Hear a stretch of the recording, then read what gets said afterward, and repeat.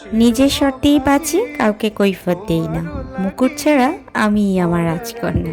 হাজার ভিড়ের মাঝেও নিজেকে আলাদাভাবে পরিচিতি লাভ করতে চাই।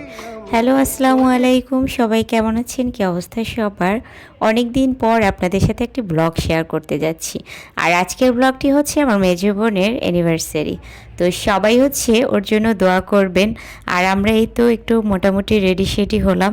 বাসায় প্রোগ্রাম একদমই ছোটোখাটো, শুধুই বোনেরা মিলে।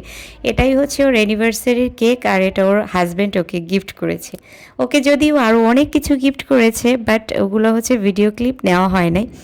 যাই হোক, এখানে কিন্তু কেকটা আমার কাছে খুবই ভালো লেগেছে, ডোরিমনের।